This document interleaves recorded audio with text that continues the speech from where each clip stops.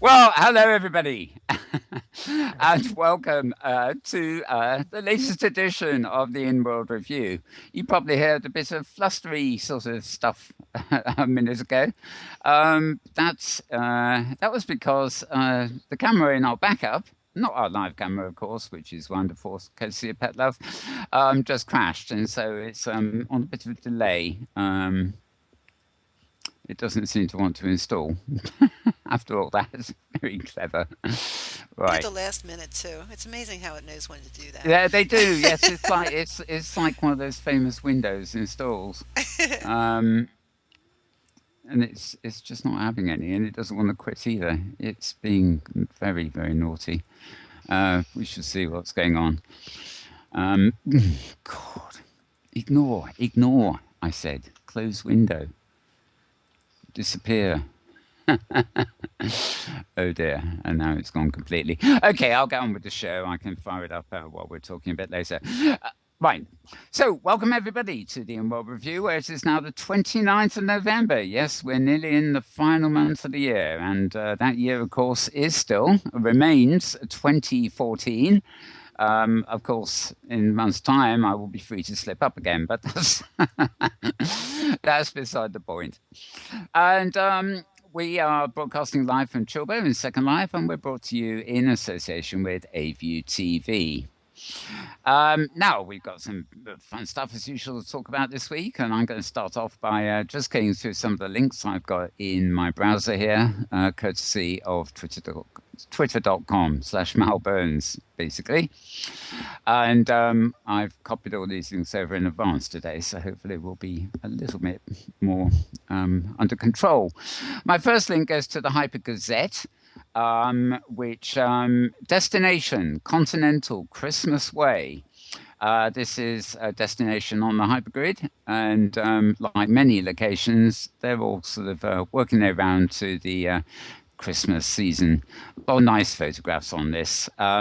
This particular Christmas Way destination is on Franco Grid, and the region is actually called Continent Christmas Way. Where they're checking out there, I think. And can we close that tab, please? It's still not going to work properly. The next link I've got is to Chikadebi's place, and the title of this link is Cherry Mango, now on OpenSim. Well, I could have told Chike on that, actually. She's been there for quite a while, but it's nice to see a blog announcing that she is there. One of the things Cherry Mango was responsible was for something called meta bodies. These were sort of very strange avatars with strange skeleton shapes and costuming. And there was a big contest for a long while in Second Life where you could get all these for free. And there was a sort of competition to see who could come up with the zaniest combinations, should I say, of all that stuff. Right. So you'll find that link in chat to Che Mango, wonderful artist there, and doing a lot of stuff on OpenSim, I hasten to add. All right, next link comes from The Guardian. The title of the link is Minecraft at Tate. In gaming, the Renaissance has returned. And I read this, and it's absolutely wonderful. But I kept thinking, why the hell couldn't this been done with something like Second Life? Basically, the Tate Gallery in London here, the sort of gallery devoted to modern art, really, has commissioned various artists to reconstruct some famous paintings using Minecraft. And as you'll see at this blog post, there are various pictures of the results. It's a bit like masterworks reproduced Lego style. Some of them, of course, are actually quite dense. So, the Lego pieces, as I call them, begin to, the higher the resolution, the more the pixels dissolve, kind of thing. But compared with things like the Van Gogh, for example, exhibits in Second Life, and in fact there's a dedicated sim I'll mention in a bit on OpenSim, where you can literally walk around a reconstructed painting in 3D. This seems, I don't know, somehow a wee bit trivial, but it is a nice idea. So if you want to see Minecraft recreations of famous paintings done by famous artists Tate Gallery chooses, check out that site. And if you're anywhere near London, you can visit a Tate Gallery to see them in presumably in some glorious size. Right, as usual, my browser really doesn't want to switch tabs, does it? Again. Right, okay. Pings from the Afterlife is the next post. And Winter, Water, and Safari AI. There you go. This is published on Thursday, and basically it's a roundup of last week's Hypergrid Safari, which we're always promoting here because it's a wonderful way to get together with folks and tour, 4 or 5 locations every week on the Hypergrid. Some of them fun, some of them a bit more serious, and indeed the last couple of weeks we've even had specially put on concerts for us, which has been a real treat. So check out Pings from the Afterlife for that. On the more serious side, if it decides to come up with, I've lost my browser again. Today is not quite working out very well, really, is it? I'll tell you what. While I'm trying to get my browser to behave itself and my camera to behave itself, I think we'll switch over early to Tara for her take on the week, if Tara is ready. Are you there? I'm as ready as I'll ever be, Mal. Okay, I think I'm going to switch over to Tara to see if you can get your... take care of business, while I try and clear up all the mess that started the moment we went live. All this. Yeah. You did seem to sort of have a little business there with the gremlins being getting frisky right at the showtime start. at about the worst possible moment. Well, greetings from the Pacific Northwest, where in my specific location, I had a small dusting of snow this morning. And it's supposed to be very cold tonight, and I think tomorrow night, but we're done with snow, at least for now. And this has been anyone who is outside the US of A. In the US, it's been a slow week because Thanksgiving was the day before yesterday, and yesterday was what's come to be known as Black Friday, which is the big kickoff for the holiday shopping madness, foolishness, and the stores run all kinds of special deals and low prices on stuff to try to beef up their sales so that they feel better going into the holiday season, when for a lot of retailers it's by far the busiest time of the year. And if they do well in the over Christmas sales, they can survive. They can survive until March or something before they go longer than that.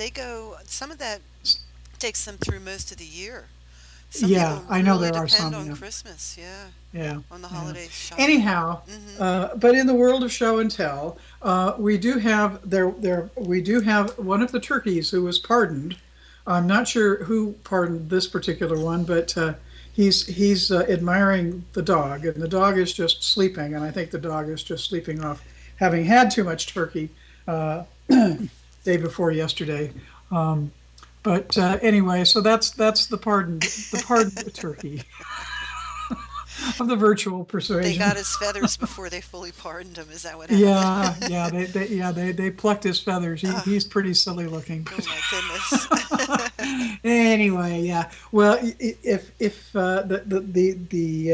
the builder who created the turkey is also the turkey who created the builder who created the creator who created the dodo, the good dodo bird, not the breedable, but another dodo bird that I know I've had out here at some point, who's quite spectacular. Oh, yeah. But anyway, so while the holiday foolishness as far as the shopping season is kicked off, I have decided to resist starting winter decorations around here, at least for another week until we get past the 1st of December, which is until Monday. But in my wanderings, I discovered actually closing tomorrow. Tomorrow's the last day for the Fantasy Gotcha Carnival, and found some wonderful little treasures. If you are into fantasy stuff, the mesh, the advent of mesh in World, I think has brought in a bunch of designers who do a lot of work around fantasy. Um, and there's just all sorts of stuff that looks like it's straight out of pages of visual Dungeons and Dragons and what have you. But there's also some really interesting, quirky stuff. And so one of these quirky items are these birds. These are called cocktail birds. And if you get up close and personal to them, you'll notice instead of having heads, they have globes with liquid in them and candles, flames. So yeah, and they've got funny tails that wiggle too. They're just very cute. And the same designer also created this baskety cage sort of thing that the one is perched on, which turns out to be something that an avatar can sit inside of or on top of, and sort of move around in. And that's pretty quirky too. They're both pretty cool. Those were finds from the Gotcha exhibit. And the other item from that is over kind of off stage, and that's this wonderful fantasy tree that I managed to pick up. That's got you can get inside of it. There's a blanket thingy that was also part of the Gotcha that I managed to pick up on the way to getting the tree. And then we have the turkey who was not pardoned, who is roasting on the spit outside over the fire. Oh dear. Yeah, anyway, I thought the tree was very cool. There's a couple of extra little latches or hatches on openings for like windows around on the back, kind of the back and sides of it. And there's also a little chimney that comes out of it that has smoke coming out of it, although I didn't see a fireplace to go with that. So I'm not sure what in that tree is smoldering, but something is, and it's got a pipe so that it vents to the outside. So it does, yeah. Anyway, that is the Fantasy Gotcha Carnival, and the location for that. Well, let me just add a couple things here.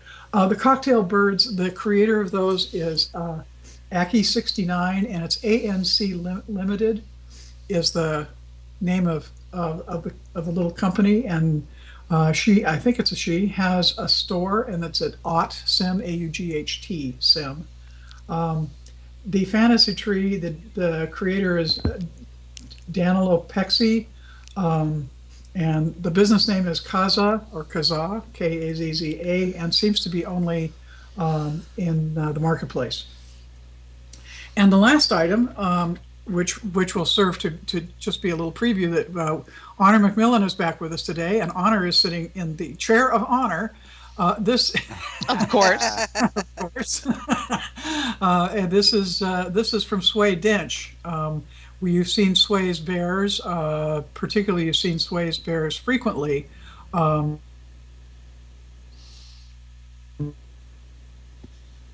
Lost Tara. Safia's show, yes. Designing Worlds. Designing Worlds. There've been Sway has done bears for Relay for Life and various others. Anyway, that's part of a gotcha that she's got in the Fantasy Gotcha Carnival. The Fantasy Gotcha Carnival is it's Acerbus Silva, Acerbus, second word Silva Sim. Just fun. It's always fun to go to these, even if you don't spend a dime or a linden. Just seeing what amazing things people are doing. And this isn't all that I picked up, but these were things that just kind of worked today.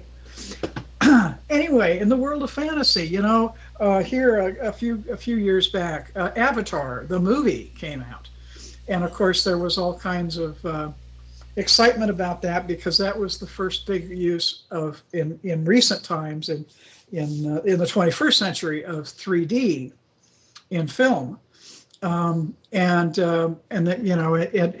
some people really liked the movie. Some people, certainly around virtual worlds, I think were a little ho-hum about it. The storyline was kind of a classic boy meets girl thing, but what's interesting is for anyone who doesn't know, the Avatar was released in 2009 as the top grossing film of all time, which I didn't know. Anyhow, wow. The news on from Yeah, isn't that amazing? I Yeah. would have, Mm. yeah. Huh. Anyway, James Cameron, who directed that and also directed the second highest grossing film movie, Titanic, they're working on sequels. And Mm. Well, they're going to sink the he boat again? no, of No, Avatar. no, they Avatar. Oh, okay. there's actually going to be 3 Avatar sequels, Yeah, and yeah, they're filming it. They're filming them together. They're filming yes, it on the Ghost of the Titanic. Mm. Yeah. yeah. Basically, they're currently in New Zealand working on scripts. Movies have been planned out in detail, and now they get told the writers which writers they get to work on. They said they met for 7 months and whiteboarded every scene in every film together, and he didn't assign writers the film they were going to work on until the last day, so that they wouldn't just having them focusing on their own scripts and tuning out on the other stuff. Anyway, so the first of the sequels is due beginning in 2016. So you can just kind of sit back and relax. It's going to be a while before the first sequel to Avatar appears on the big screen. And of course, we got the trailer yesterday, didn't we, for the new Star Wars? This is still a year away, and everybody is forwarding it to everybody else. And how many times do I need this blasted trailer? There's hardly anything in it. Yeah, well, in the world of fantasy and movies, of course, we have part 3 of The Hobbit coming out here in a couple of weeks. So that one's close. That one's soon. So anyhow, and predictably on Thanksgiving week, news is very slow out of U.S.-based operations, and that's Second Life certainly is no exception to that. But one item that did catch my attention, the DX Exchange, which is one of the Linden Dollar authorized resellers, has launched a new online marketplace for Second Life goods. It's intended to offer Second Life users the opportunity to shop on the internet, order your virtual goods, and pay and collect them in Second Life at DX Marketplace's pay and collect terminals. But the couple interesting things. Their ambition is to create a special place for pro designers who make good quality goods to be able to display their collections and stand out of the crowd, from the crowd of products and designers. For customers, they're aiming to be a tidy, well-organized place where they can be sure to find only goods of good standing. It's gaining interest amongst merchants, and there's some good features for merchants that because of the setup that DX Exchange is using, it provides a full range of the Magento e-commerce tools.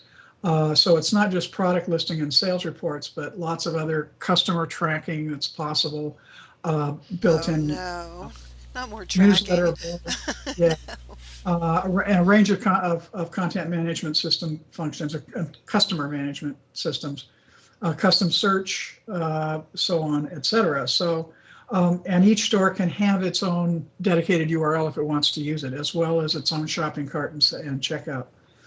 So interesting development. Be interesting to see how that'll develop. No, that's an interesting thing there. It's way off subject, but you reminded me, I'll get it in. I mean, apart from the fact that the EU this week decided that they want to break up Google in Europe into separate enterprises, they're also planning legislation to stop any website tracking you and without your permission. There's the tracking thing. Sorry, but then all they have continue. to do is force you into giving them permission. It's like, well, Yeah, we won't well, track you, but you know, if you want to see this website, you'll have to agree to our terms. Yeah. You know, Who knows? or whatever. But that also that if that passes, that raises some interesting quandaries for things like cookies, Oh, indeed, yeah. which I would bet most people, for a lot of sites that they use regularly, cookies are very handy because there's a bunch of stuff that they don't have to put in every time as far as their preferences and. Yeah, there are unfortunately lots of sites that can track you now without cookies, which is the real, the menace. Yeah. Anyway, so that's DX Exchange. You can watch around for that. And I just have one item that I'm going to mention briefly because it'll come up more. But the next round of the arcade gotcha launches on Monday. So, and if you've checked out their website or not, as has been the pattern with that, just some phenomenally creative, interesting stuff in the mix, as usual. So be warned, you'll see some of these things after, maybe next weekend, but it may be another week after that, depending upon how hard it is to get into the sim. It's one of those, I always figure, it takes at least 5 days for things to have a crack at getting getting into this. Calming down, yeah. A bit, yeah. Anyway, so that's it for me, and I'll toss it back to you, Mal, and hopefully you've had a chance to kind of get yourself sorted out over there. Yeah, well, indeed. I think I fired up my camera more or less when you started talking, and actually it's only now, on my view, that your lips have come on right at the end. That's right. I wasn't going to say anything. But yeah, you did. That was actually my fault. That was my fault. There was an animation on you that was making you grin every. There we go, the grin. I've got it again. Yeah, no, I've got it. Anyway, yes. Well, yeah, that's Tara. I have, I think, rescued my brief links. So we'll just take a quick departure so I can summarize them and get them off my screen. Actually. The next link, and it is over in our Skype chat, hopefully getting to you. How does the brain react to virtual reality? ? A study by UCLA neuroscientists provide the answer. Yes, this is heavy-duty stuff. If you want to know what's happening to your hippocampus and various other things whilst you're in virtual reality, you can find a summary at Science Codex, which is the link that goes with that, and the full study is published in the Nature Neuroscience journal. So there you go. What was the upshot of it, Mal? Is it true that our brains are shrinking as a result of staring at the computer constantly? No, I don't think so. I don't think there's... it's very difficult from what I can... I'm trying to refresh the whole article now. I don't really think there is a conclusion. It is simply research that some people with learning and memory disorders can benefit, for example, because their rhythms are impaired, and virtuality helps. So it's more I think about connections or language rhythms and things like that, rather than a specific conclusion. But I would say generally they think virtuality is most helpful. I know it's I'm sorry, go ahead, Tara. I was just going to say, just don't assume that multitasking is, because there has been research on multitasking which has pretty clearly demonstrated a loss of brain capacity. I read one study where there is an actual change in the size of your frontal lobes and a couple of things on each side of your head too, after prolonged, like years of abusive viewing. But it does affect our physiology. Anyway, thank you. I just think that's very interesting. Okay. Right. Another open sim that I've got handy here, again, courtesy of the Hyper Gazette, is Destination and Art, Arles, Arles. Now, this is part of the Netherlands and Belgium between 1870 and 1980, 19th century, where Vincent van Gogh, the painter words, this sort of ties in with my earlier thing about the Tate Gallery making worlds in Minecraft. This is far more compelling.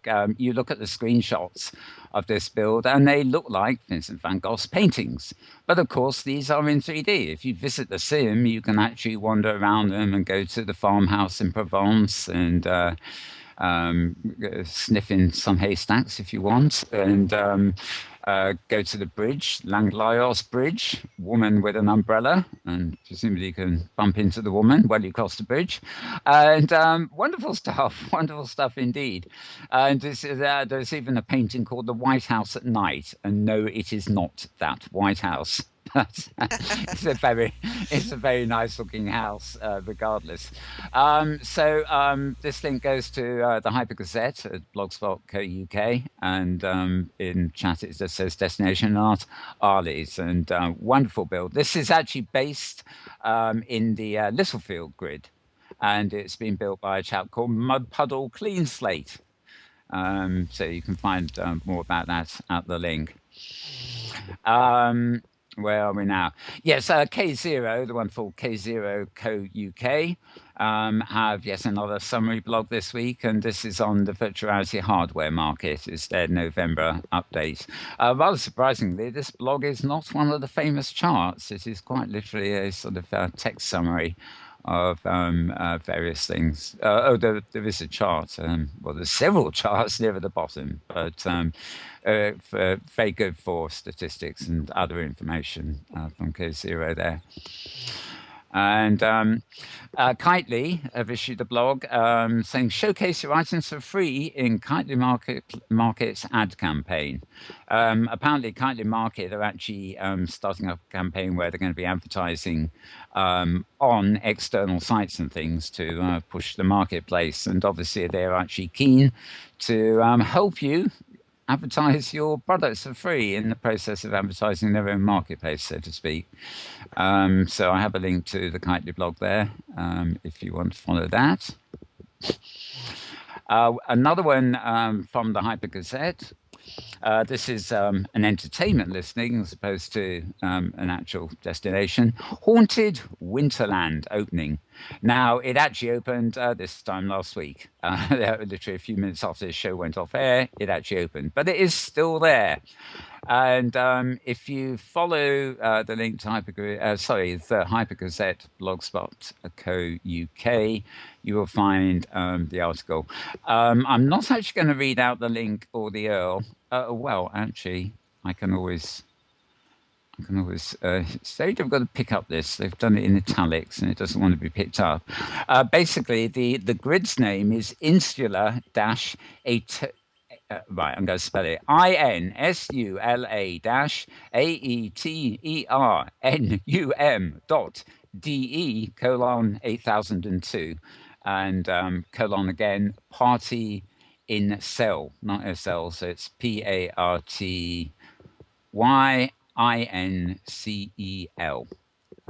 That's the location on that grid that you can get to the Winter Wonderland thing at. An article from the Fast Company. This video game proves that telepathy is possible. There's a nice little video there showing some experiments from the University of Washington who have managed to create telepathy in their lab and direct brain-to-brain communication. And I think we did touch on this. This is a fuller post, but I think we did touch on this last week, the idea that one person can communicate over distance with another person and actually sort of instruct, puppeteer their gameplay. Do they give us like a vial of something to drink or a pill not to eat, or?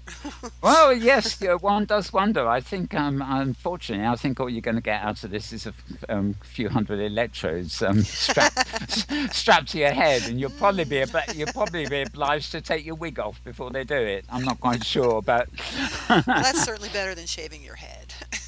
Yeah, exactly. I have very sensitive devices these days for brain scans and things. That you can actually wear a helmet without having to shave your head and stuff. Oh, good. That's much better. Interesting futures we face. And right, that's it. That's it for my general blogs there. Now, I also have my I've cheated this week, you see. I've got my iPad open with my Tumblr blog on it, which features a lot of the Second Life stuff. But I'm not going to actually continue myself because I'm going to welcome to the show. I forgot to introduce everybody at the beginning. But before we go over to Maria, I'm going to actually welcome to the show the return of Honor McMillan. Welcome, Honor. Well, thank you very much. It's good to be back. Right, and my camera's just gone to Maria. Isn't that clever? Right.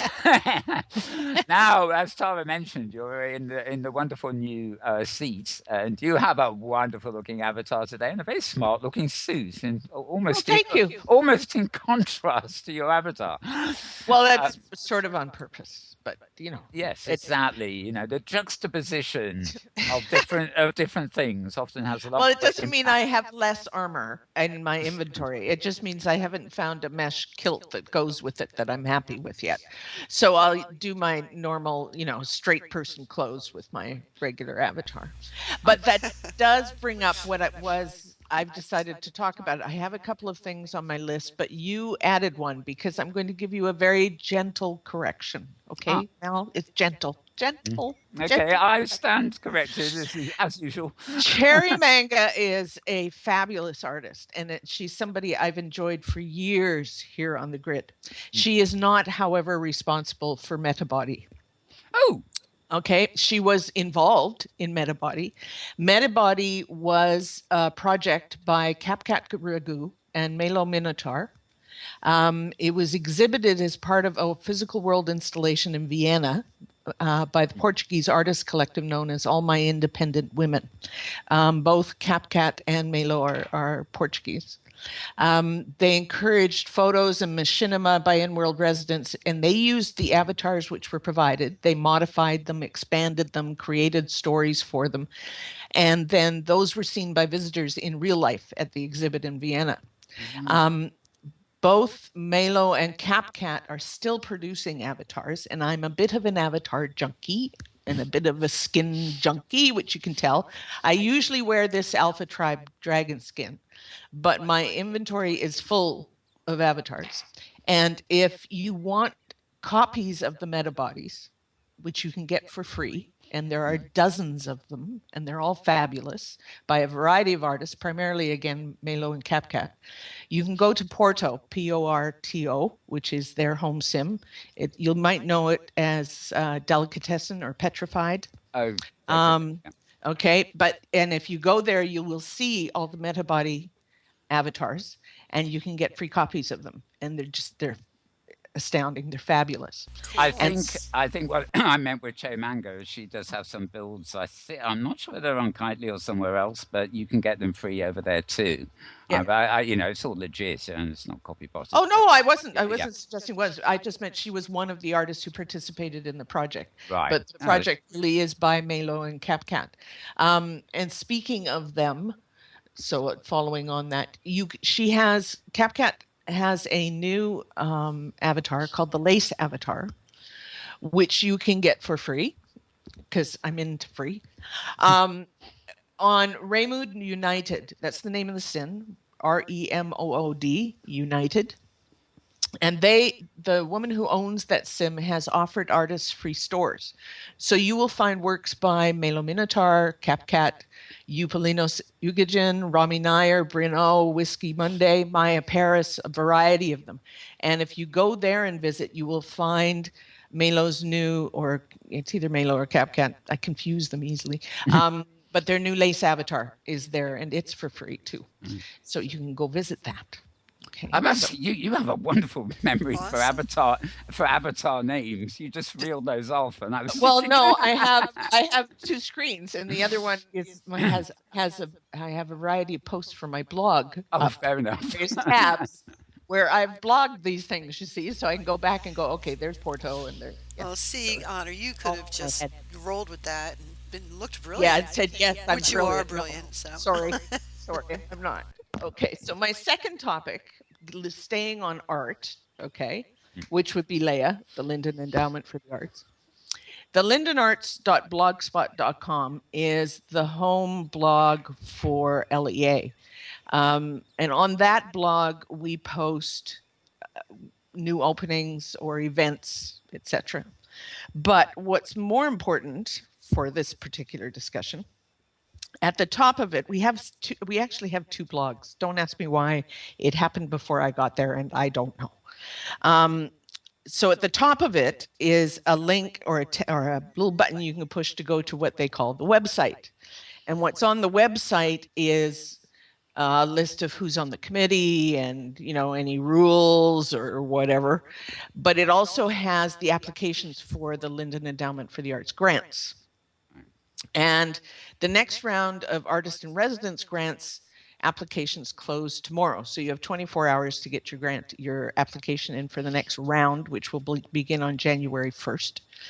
And that means that the current round has 1 month left to go. And what usually happens in the last month is people have all these closing events. So if you want to know what's going on, there is also a button on the lindenarts.blogspot.com that says calendar. So if you click on calendar, if we know about it, it's on that calendar. And if you click on an event in a box, it'll give you the information and the cab to get there, the times, who's playing. So there's 2 concerts there this afternoon, for example, that you would have seen. It'll talk about how we have a photo hunt every second Thursday. So there'll be one coming up this coming Thursday, and it'll give you the link you need to find it. Anything we know about will be on that calendar. So it's a very useful tool to have. It's something I'd like you to remember and go to, the lindenarts.blogspot.com. So that was my second topic. And thirdly, I'm going to give you a couple of winter sims because it's that time. Yes. The first one is a sim I hadn't been to for years called Papillon, Papillon. And the build there right now is called Never Ending. And it's fabulous. It's got some cute in it, without affecting people with diabetes. It has some traditional stuff without being boring, but it also has some really unique take on winter and the holidays. And so I strongly recommend you go see Never Ending. Another one that I strongly recommend is called Cantrip de Savar. The name of the sim is Aloha Sunset Beach. And this build takes about half of the island, but it's gorgeous. And it has some really unique items or things that I hadn't seen before.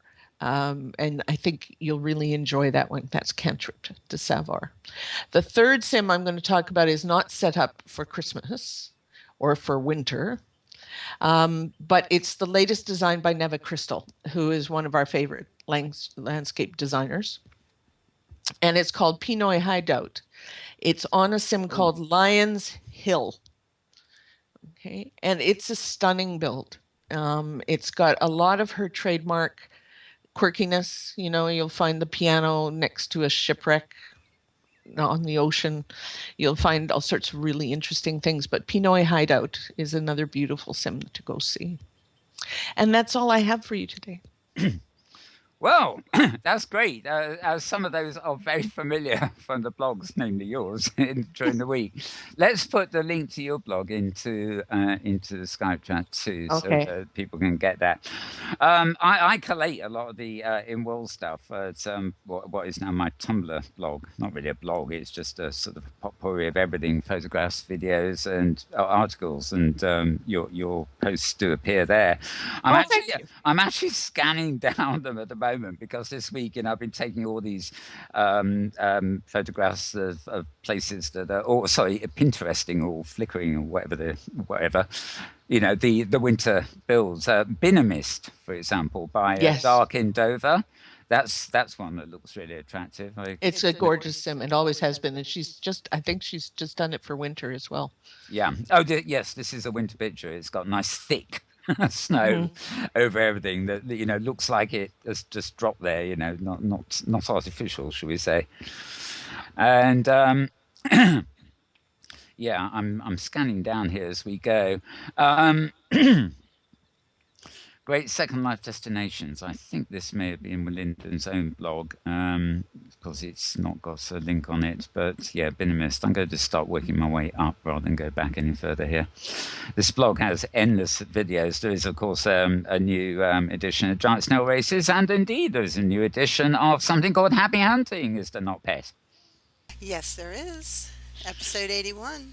Yeah, where we announced the Peace on Earth hunt is starting up soon, which is a great hunt.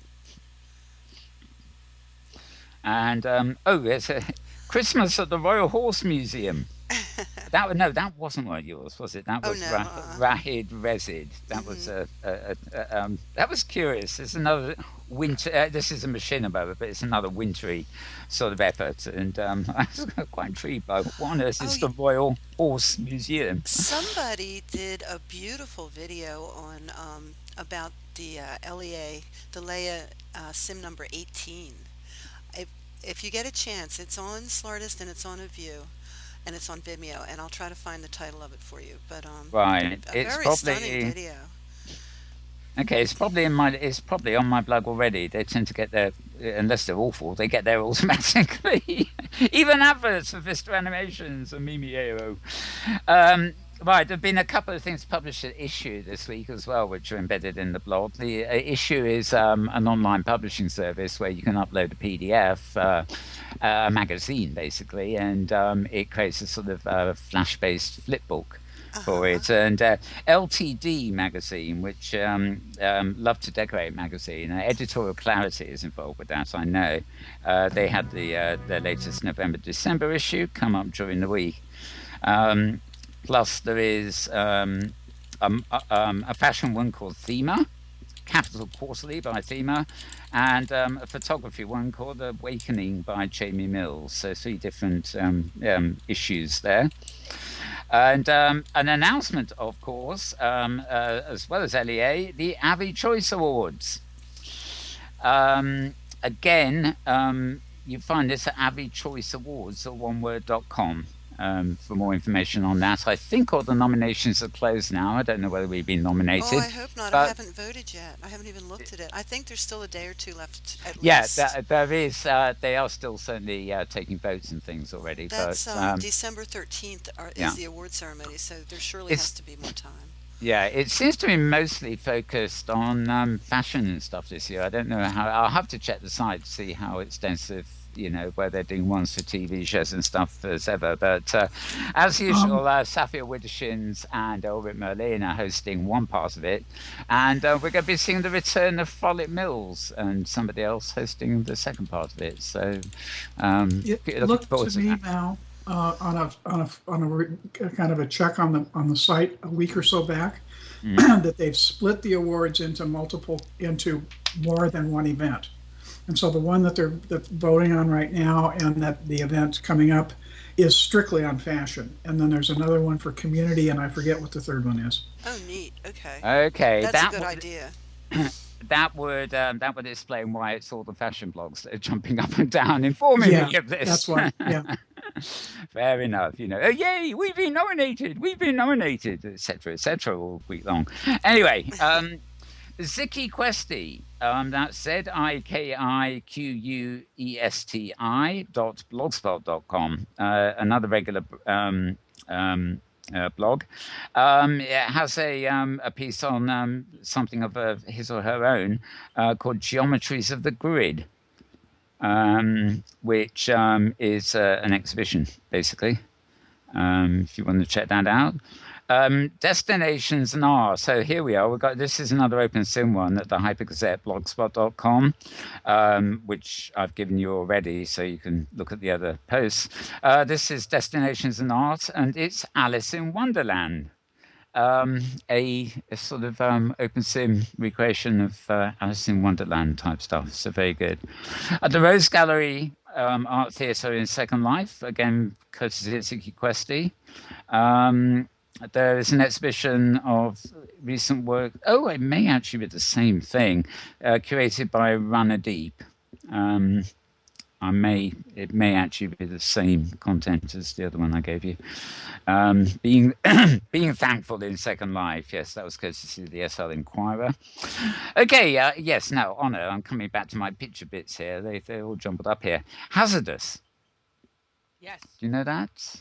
Of course. Hazardous. Oh, I've lost your voice, Honor. We can't hear you, Honor. Where's your mic? Your lips are flapping, but you're not on Skype. 1, 2. My lips do not flap. Well, you know what we mean. There you go. I've got you now. Hazardous is one of the classic sims in Second Life. It's one of the best known and most beautiful landscaped sims. Yeah. Hazardous is.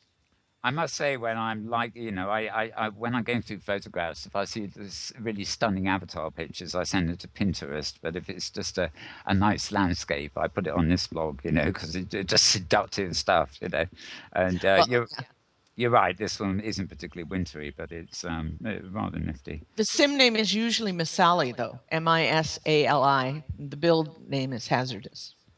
Correct? Yeah. Okay. I think of it as it's normally labelled as hazardous. It is. Yeah. But if people actually go, see, I'm a map user, so I just go into my map and type in the name of the sim. So if people typed in hazardous, they wouldn't find it. They would have to type in Misali. And Wendy Zeno and Mandingo Kwan are the talented builders and landscapers for hazardous. The other one, I'm not sure if you've already spoken about it or not. Did you talk about Sika Ghosts New Town? Oh no! Well, we have on other weeks. In fact, there've been masses of videos. Good. On this, but yeah, I went over there and spent quite a lot of time there. In fact, I met her briefly. Oh, good. Because she's a doll, and I mean, no pun intended. She's adorable, and her build is stunning. So you have to go visit Little Town. And in fact, if I remember rightly, Tara the other week actually had these little mechanical animals that came from there, didn't you, Tara? Oh yeah, they're gorgeous. Yes. Yeah. Yes. Mm-hmm. The birds. Good. Yeah. Yes. I just wanted to double check that you had covered that.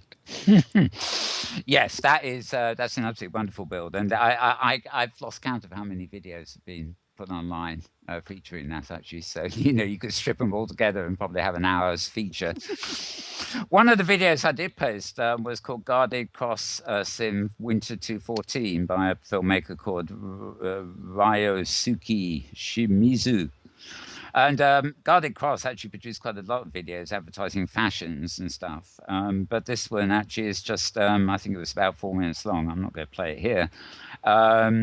Of their winter sim, and this is another one. We're on the theme of winter. Snow everywhere. I quite like the road in this. It's a still shot from the video, but it looks what we call in England slushy. When it's when it has been snowing and settled all over the place, but then there's just a little bit of rain or too many cars on the road, and it all becomes a sort of horrible mess. So I won't say this is a horrible mess, but it gives it a sense of realism, which I thought was kind of nice. Right. An exhibition of photography by somebody called Canary Beck, who sounds very familiar. People call her Becky, I think. On display at the Arts and Cultural Community at Wondersill Ode. This is Ne Me Quitte Pas. This is a post to Ziggy Questy again. Illustrated by some of the art and photography concerned as well.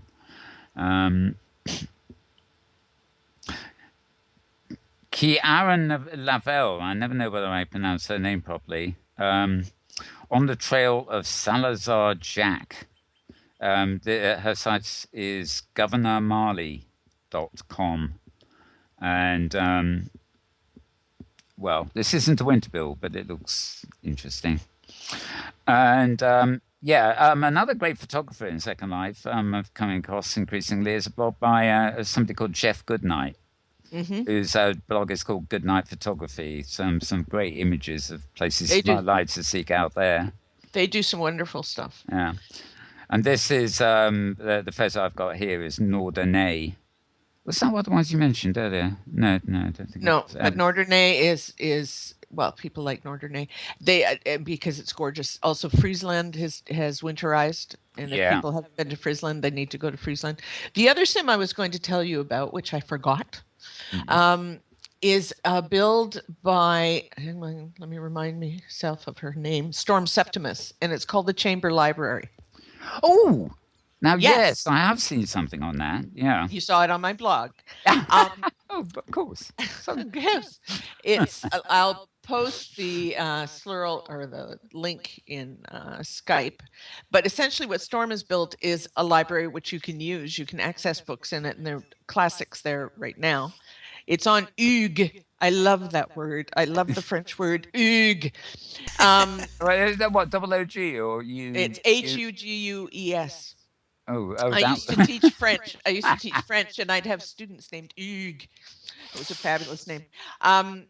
So you go up to level 2003 up in the air and enter the library. And as I said, you can retrieve classics, and the books are all divided on various stacks. You know how if you were in university, you had to go into the stacks, and you went down this horrible metal stairs down into the bowels of some library. Well, here you teleport. It's much nicer. Yeah, it says stacks themselves becoming the staircase. Exactly. So, but there are all these different reading rooms, and the reading rooms are appropriate for the genre of books that are around you. And they're stunning. And you can go in there and just kill a number of hours reading a book on your screen in these wonderful reading rooms. You can also submit your own writing for people to read. So you can submit stories or short stories or novels or poetry and add to the collection in the Chamber Library. It's a beautiful village. You should go visit the Chamber Library on Hugues. We seem to be coming quite a lot in literature recently. In fact, I'm hoping we'll get Nara from Nara's Nuke and somebody from Second Life on soon. The strictly speaking, writing sort of stuff and builds based on literature. So it seems to be both on OpenSim and in Second Life. There seems to be quite a lot. I don't know whether the name Caitlin Oding-Gaunt means anything to anybody. I have to admit, it doesn't to me. But I gather she or he was a member of the Tinies community. We all love the Tinies. She was a dragon, a sister, and a friend, and she passed away on October 24th.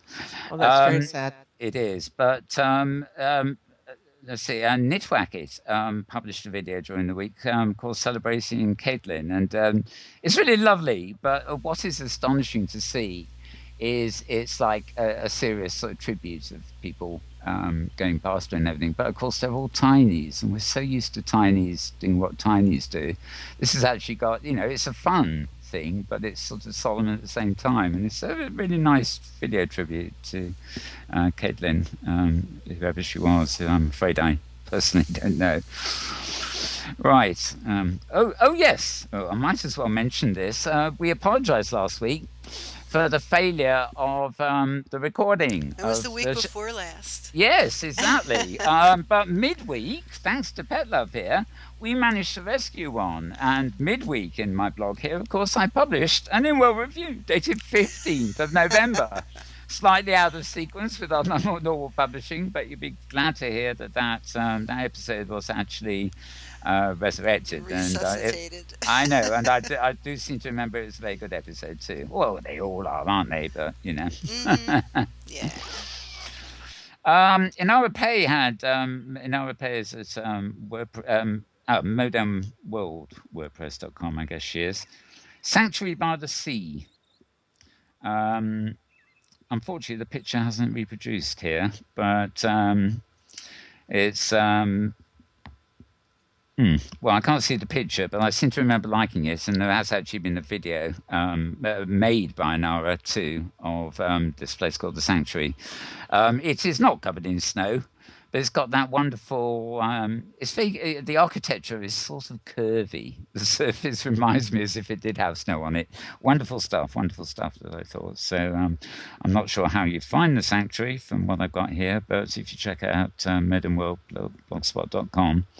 I mentioned Arlie's earlier, the Vincent van Gogh thing, which is of course OpenSim, and you've already mentioned Winter in Friesland, which again looks very good.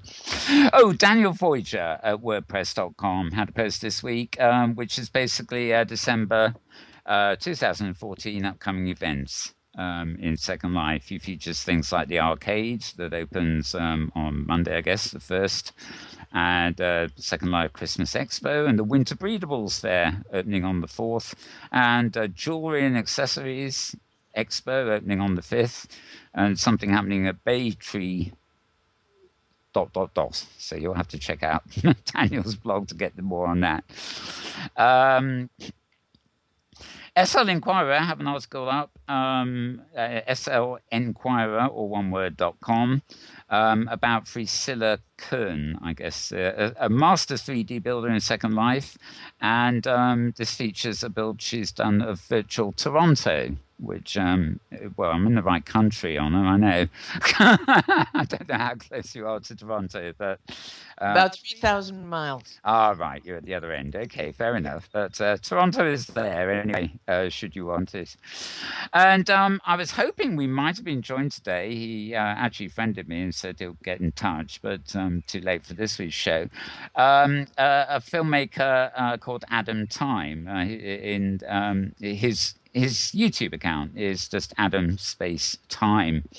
And he is producing a daily news video from OpenSim. Now, I say that he does feature real world headlines and stuff like that. It's a bit like the old NBC news we used to do. I used to do with Duzo and company at NBC way back when. But so far, for the last week or so, he has been producing one, and one day I think he even produced two in a day. So it's really nice to see somebody who's literally pumping out a topical video every day. So far, I haven't been able to find out which grid they're actually recording this on, but it is designed to promote events and stuff hypergrid wide. So I'm keeping an eye on that, and hopefully we'll get him on the show in the future point to tell us a little bit more about what he's doing, because it's I can tell you it's quite an effort to actually put the show up, even if it is a short news show, once a day. And he's certainly done plenty this week.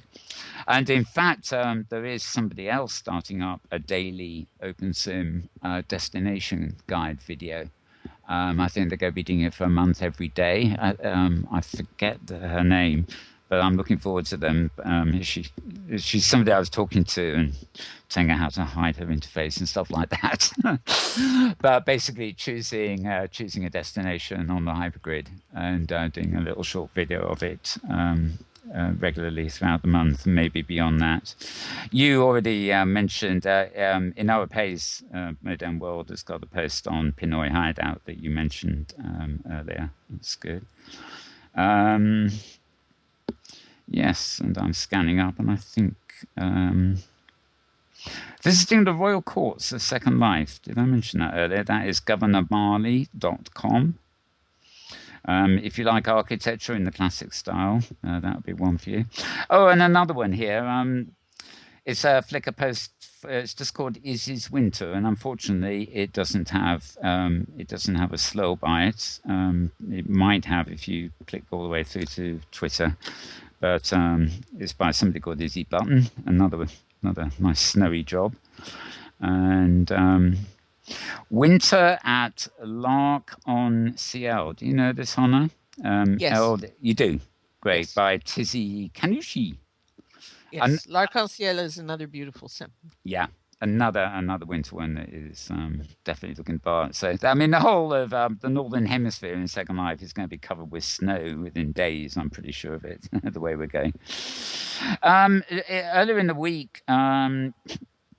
AVTV, Slatist as well, put on the Machinima Expo. Well, I say earlier in the week, it was actually last Sunday, yeah. Showing lots of stuff from the Machinima Expo. It wasn't all Inworld Machinima. In fact, I was moaning a bit in the back channel about the fact that some of it is just 2D animation, but some quite good stuff there. And one of them particularly was a tribute to a maker called Peter Ramussen, which again is on I put on the blog here. Loads from Nicola Rex. She publishes about 12 clips a day between Vimeo and YouTube, I think. So, oh right, you will know this, Honor, I'm sure. Second Life. It started with Daboom. This is a post at governormarleyagain.com, Karen Laval, talking about originally during the alpha period, the grid was known as Linden World. Yes. When they were getting ready to launch the beta, they decided they need a name that would convey expansiveness, involvement, and complexity. I presume this is a bill because the photograph I've got that accompanies this is rather a fun looking, including the old Second Life hand on the great big sign. I think it's one of the original. It's one of our Founders Day kind of builds. You know, Right. And Kieran has the the slurls for it in his post. Oh, very good. Right. From the photo I'm looking at, it may have had a makeover. That may be why they're talking about it, because it's the visual effect that I'm seeing on my little tablet here is probably a little bit more impressive than early Second Life, put it that way. All right. And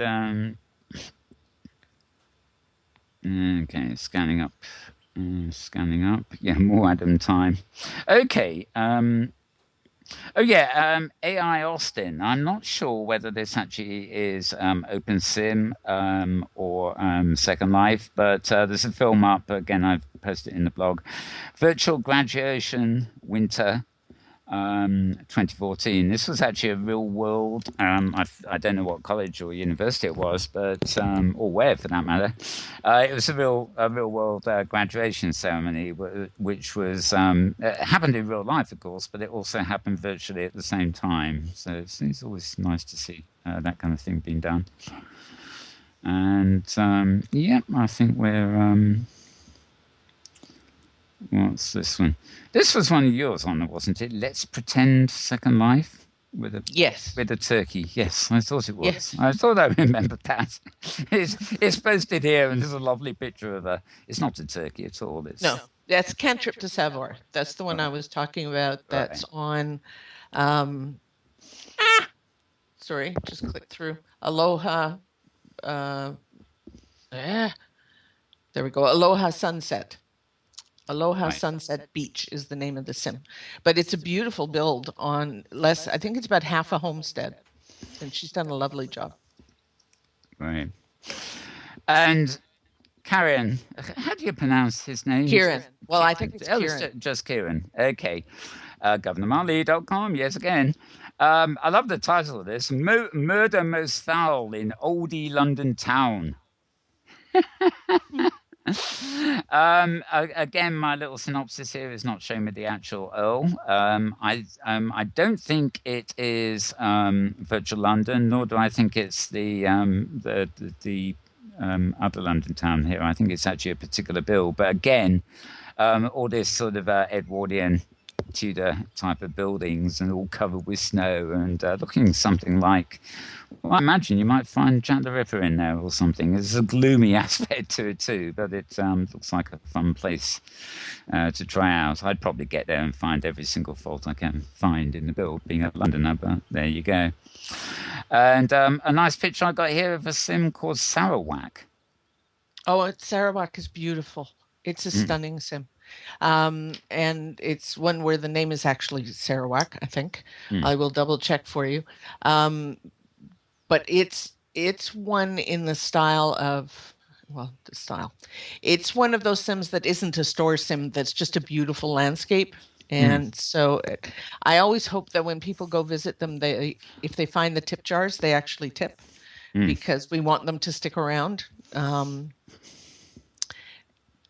And let me double check. There's the picture I got here is just delightful. It is Sarawak. It's the picture I got here is actually where it comes from Flickr, but it's just delightful because you've also got a lowland and what looks like a sort of Stonehenge kind of thing.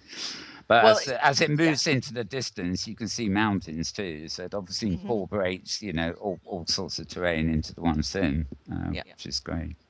Oh, it's a beautiful place. If you want to just sort of wander around on a Sunday afternoon and get lost next to the water in a marsh and look at the ducks flying over, then Sarawak is the place to go.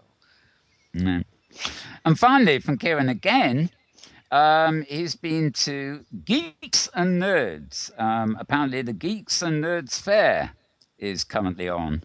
The photo that goes with this looks a bit cyberpunky, but he has a report on that if you're interested. It certainly looks rather more offbeat than some of the fairs we actually see that tend to occasionally, dare I say it, follow a bit of a formula.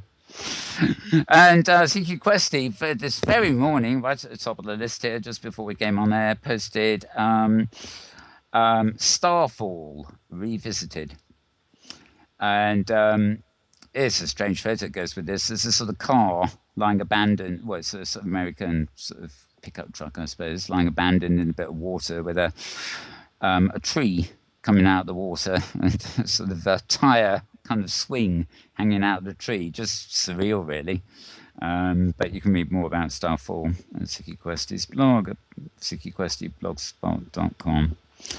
And yeah, I think that's it for the list I've got there. So, do you know any news on about the Winter Fair and stuff coming up? I mentioned Daniel Voyager there. Mentioned it. No, I suspect that your last item when you were talking about him was the lighting of the tree at Bayside. Right. But no, events, I'm totally, no. Okay.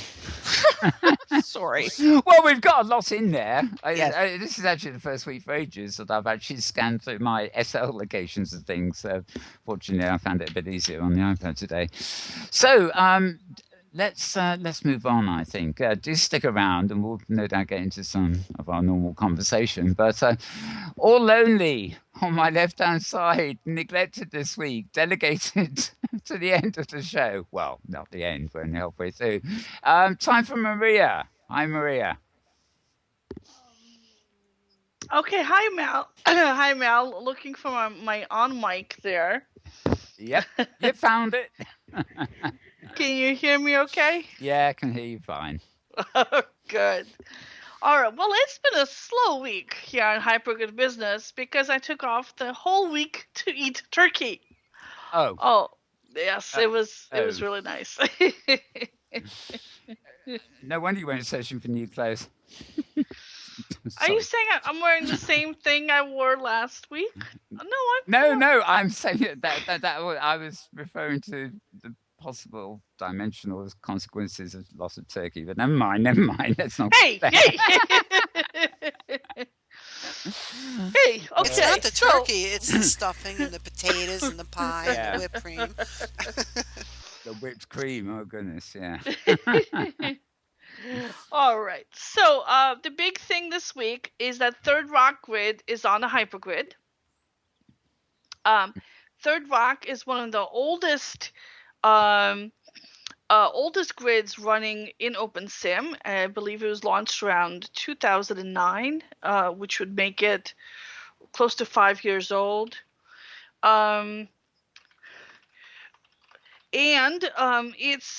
It's a pretty good sized grid. It's got almost around 450 or so regions, 470 active users.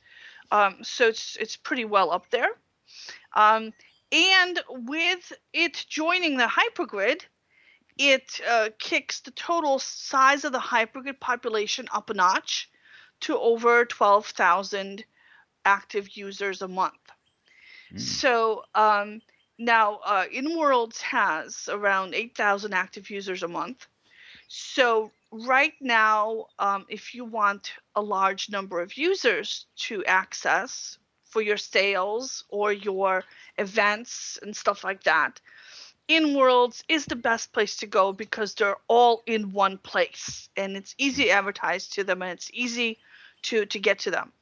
But it is getting a lot easier to advertise on a hypergrid and to get stuff to people on a hypergrid. The Kitely market, for example, reaches all those 150 hypergrid-enabled grids, and you could deliver to all those grids. I believe the market has already delivered to 50 different grids on a hypergrid. And you can have announcements and groups and friends that span the hypergrid. And then you have the Hypergrid directory, the Hypergrid destinations, OpenSim group, OpenSim virtual, which has a lot of hypergrid announcements as well. You have the several different blogs covering events in the hypergrid. And you have the Hypergrid Safari, which you're a member of. So we're now starting to get venues and connections made along the hypergrid, and so that people can reach out to people on all these grids. So for somebody like a mid-sized closed commercial grid, they are in kind of inevitable position because they can't compete with Inworlds because they have a 10th or a 20th of the users of Inworlds. And they can't compete with a hypergrid because, again, they have a tiny fraction of the users on the hypergrid. So every month it gets harder and harder for any non-Inworlds grid to attract users, because people look at it and say, okay, you hardly have any people on it, and your usage is shrinking. Inworlds is huge and everybody goes there, or everybody's going on a hypergrid. Nobody's going to your grid, because how many avatars can one person really support? As somebody who changes her clothes once a week regularly on schedule, it is a pain in the butt to maintain an inventory, to keep it sorted, to keep your hair up to date, to have the right shoes to go with the right pants, to go with the skirt, to go with your eyebrows, all this stuff, right? Keeping it for 2 avatars is also difficult, because you can't always buy the same thing for 2 different avatars. Well, exactly. So for my Second Life avatar, I buy stuff on the Second Life marketplace. Then for my hypergrid avatar, I buy stuff on the Kitely marketplace. What I try to do, I don't always have to have the same clothing on both places. In the Second Life marketplace, there's more stuff. So for this avatar here, I'll buy stuff on the Second Life market. If I really want something in both places, I will buy it on Kitely first with exportable permissions and export it into Second Life, so I have the both things. Or like my skin, I'll just create it from scratch and upload it to both places, so I have the same look avatar. But it's a pain. It's a pain in the butt to do this. And then when you add in a third grid, say I'm randomly going to pick a closed grid, Avanation, because it begins with an A, so it's top of mind. Okay. So this is a much smaller grid than Inworlds. It has its own Inworld markets. I don't even know if it has an online marketplace or not. So in order to buy clothing, I'd have to go in and find it on the grid. Anytime I change my basic appearance, like my face or my shape, I would have to go to Avanation and update that avatar as well, which I'm too lazy to do. That avatar has never been updated. So if I were to go into Avanation, I would have an out-of-date avatar with out-of-date clothes, with an old friends list that I haven't updated in ages, old groups that I'm not really interested in anymore. So I'd never go in there. I'm absolutely the same as you. Yeah. I mean, when OpenSim started opening up, I registered with this grid, that grid, everything else, and long since forgot the name of the avatar, let alone the password. And I ended up sticking with the ones I knew, and then until OS Grid disappeared, I mean, I used that for everything and just hypergrid it around. I have an Inworlds avatar somewhere, and I don't know what he's called. Or what his password is. I've never really been back. I was in there at the beginning of the episode. I'm the same way. I have avatars on most of the major grids because at some point or other, I had to go in there for an article about something or other. But in Inworlds, I don't think I've been back in there for several years. In Avanation, I don't think I've been back in there since they got voice. Because I remember going in there to do a story about voice. And I was like asking random people, so how do you like this voice? And then random people looked at me, and I realized only later that I went in with a default avatar, and I was still Ruth.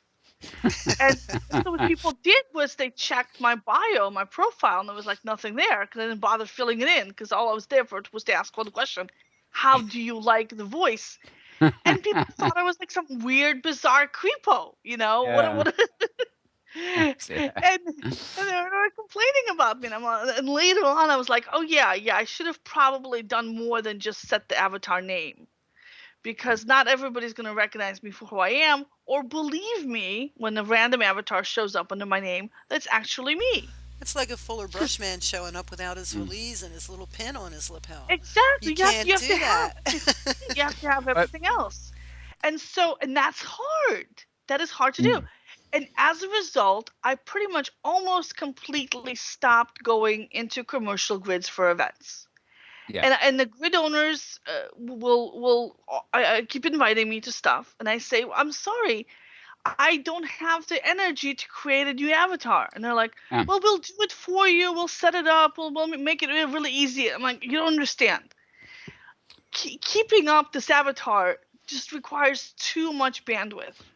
yeah. And The last grid I ever went to that I didn't actually or wasn't able to hypergrid into was Moses, and they very kindly I took them up on their offer. I made sure they got the avatar kitted out ready for me, and it was a right, good one. It was a good one actually, but but it's not you know, you. Right? no, it was just that I could be there to film something. That was it. Exactly, Yeah, exactly. yeah, So, so unless I'm there for a specific reason, I'm not gonna bother. And the reasons are getting fewer and fewer. Like for pictures, I just say, listen, you want to store in hypergrid business, you take the picture and email it to me. mm, Because you're already there. Just snap the picture. I don't care what it looks like. I'll just run it because I don't have the time to deal with creating and maintaining another avatar. So I have an avatar on my home grid, Hyperica. I have an avatar on Kitely because I write about Kitely quite a bit, and because I upload stuff to the Kitely market, and you need a Kitely avatar to upload stuff to the Kitely market. right. Fortunately, Kitely's on the hypergrid, so in order for me to give something to my Kitely avatar, I just load them both up on two viewers, and I hand them stuff back and forth to each other. Yeah, the good old So trick to that is to really, avatar really swapping. easy. Mm. That's really easy, and that's what I do. And that way I have a second backup hypergrid avatar if I need one. And then I have my Second Life avatar. And that's it. Oh, the Avacon grid made me create an avatar on that grid because I helped to organize the conference. So I needed something there. Yeah. And what I did was I teleported over with my Hyperic avatar, and I gave her my skin, my shape, my hair, my outfit, and kitted her out so that she looked just like I looked. Yeah. So that was easy because it was a hypergrid enabled grid. I'm not going to maintain that avatar. I'm not going to use it again until next year when the conference comes back up. And then when it does, I will do the same thing I did this year: teleport over, hand her my latest outfits for her to wear. So back to Third Rock. Right, so this is yeah. Okay, yeah, I was wondering, I was going to come to that actually because bearing in mind what you were saying, I mean, I'm hoping they'll be joining us next week. I actually went there midweek. I think I actually went straight in from my Perico, or certainly the link on you put up on the site. It was curious. I met them. They had a couple of people in the welcome spot, welcoming people, and I moved around. Picked up some freebies and had a very good look at their destination board, and there were some really exotic looking locations there. It had a big screen with lots of photographs on of different destinations you could go to, and it all auto played in front of you, and you could take. But you couldn't go to any of them, right? Yeah. Now this was the problem. Yep. Basically, as soon as I took the bookmark and I immediately tried to teleport over, and it said,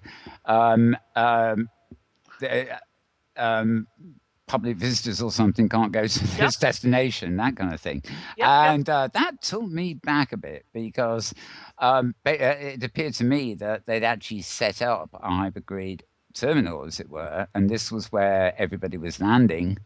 And they were showing off the grid, but they weren't actually letting me really into the grid to do anything. Well, the reason they did this, and I think it's a good reason as any, is that they have hypergrid enabled the entire grid so that anybody on that grid can hypergrid in and out, and everybody from the outside can teleport into the main welcome areas and the plazas of the grid. But individual private region owners who own private regions can decide for themselves whether they want hypergrid visitors or not. Oh, fair enough. Maybe so this is privately owned regions, and maybe they only want their friends to come who are local. Maybe they don't like the weirdos on the hypergrid. Maybe they don't want to sell to the hypergrid. Maybe they don't want strangers tracking in mud from other grids. Well, Yeah. These are all valid reasons for not wanting people to come over. Maybe they have dirty stuff that they don't want people to find out about. Maybe they have work stuff they don't want people to find out about. Who knows what their reasons are? But it's up to the individual region owners. And so there's an option for those region owners to decide.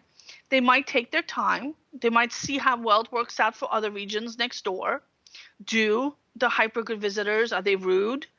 Do they make a lot of noise? Do they cause a lot of trouble? Do they cause instability? Do they just take stuff and run away with it? Who knows what strangers will do?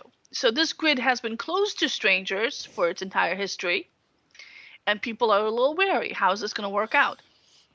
I have a feeling that the high-profile destination type regions who want people to come, the venues, the performing spaces, the bars and the pubs, the dance clubs, are going to open up first.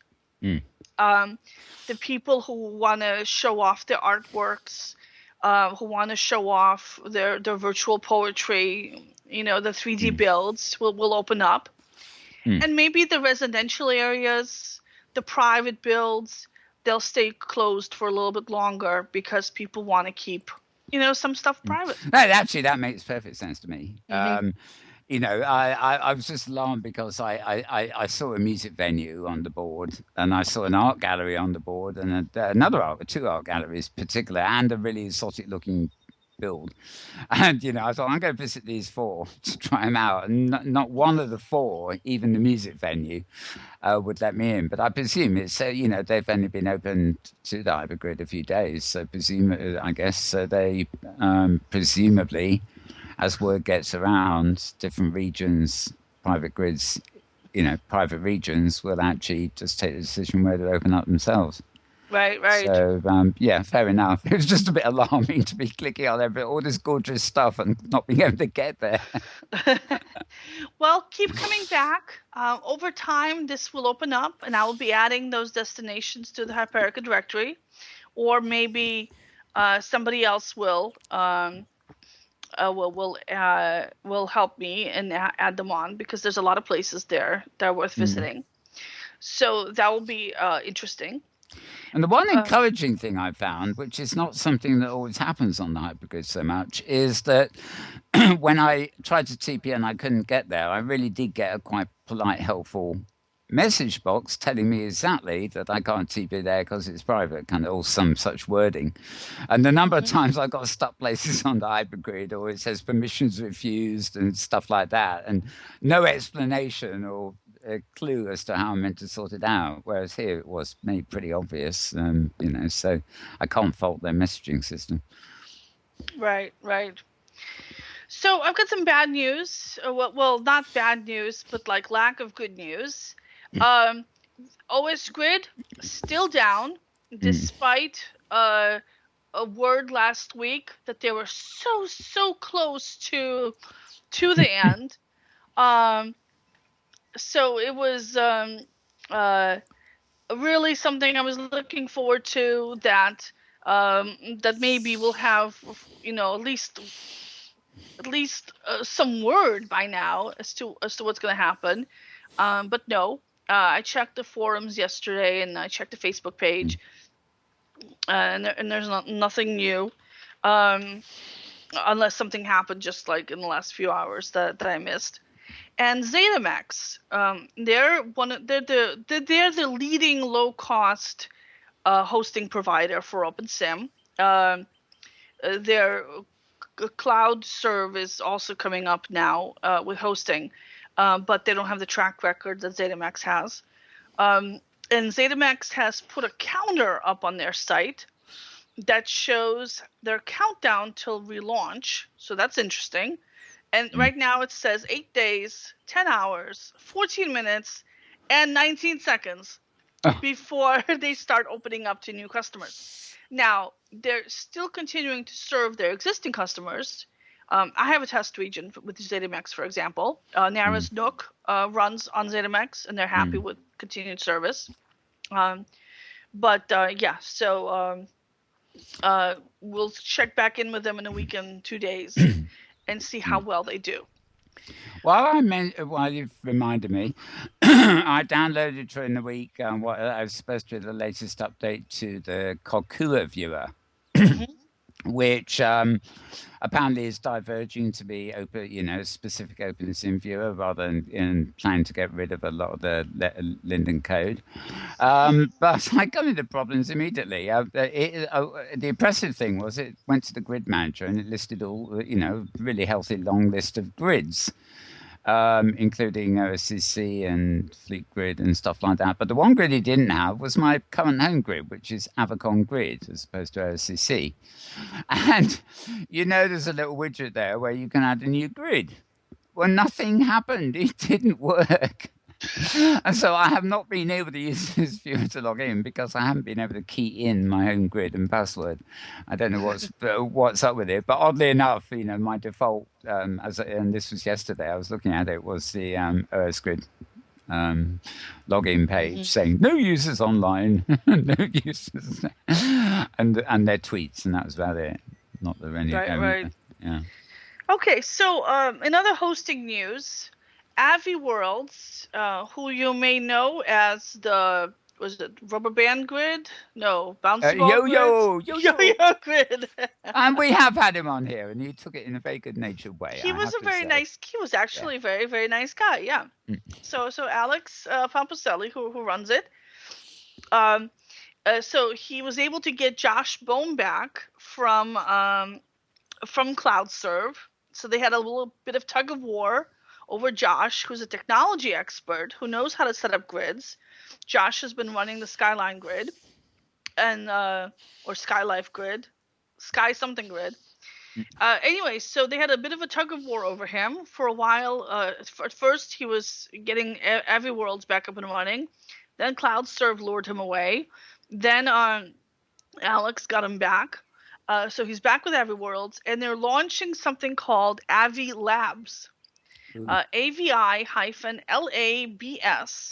and I can't find a website for it yet. I'm looking, and as soon as I do, I'll post an article about it on Hypergrid Business. But what they're promising right now in their Google posts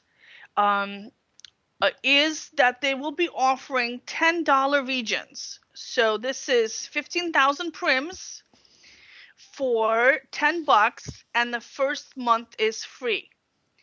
And they will connect these regions to any open grid, such as Metropolis or Craft, or OpenSim OS Grid once it's back up. They promise search profile voice groups and a control panel for self-serve, upgrade backups and uploads and stuff. Those are excellent signs. We really need competition in this space with hosting providers that do provide service panels for backups that are automated, so people don't have to ask somebody for everything with support tickets, and everything takes a really long time. So I'm looking forward to seeing how that's going to work out. The prices are definitely very reasonable. A great way for people to get started in OpenSim. And then maybe if they need to, they can move on to a bigger hosting provider, somebody a little bit, more scalable and so forth. And they also offer this is really interesting. For $80 a month, they're offering a 30-region grid package. So that includes 30 regions for $80 a month for a full grid with a money module and a grid website. So very interesting. That's brilliant. So What you can what have your would own virtual platform, Yeah. your own. what would the money module, that intrigues me, and you should know. Yeah. It PayPal or an existing currency or something completely different, or don't you know? Yeah. Normally, money module means that you can set up a virtual currency for your own grid. Right. Okay. Now, there otherwise there's also an OMC module and there's a PayPal module. Those are usually would be listed as separate things. Right. So if you're now when it comes to currencies, I'll briefly summarize this. There was quite a bit of a discussion on OpenSim Virtual this past few days about virtual currencies, and there's a little bit of a misapprehension about there as to what they are. Somebody affiliated with the CloudSurf people was posting that the IRS considers virtual currencies to be goods, and they're taxed like goods are taxed, not like currencies are taxed. This is true. This is true, but it has no connection at all to all the other hundreds of laws that affect virtual currencies. So if you take payment in a virtual currency, Bitcoin, Linden dollars, whatever, it is as if you were taking payment in chickens or potatoes or any form of barter.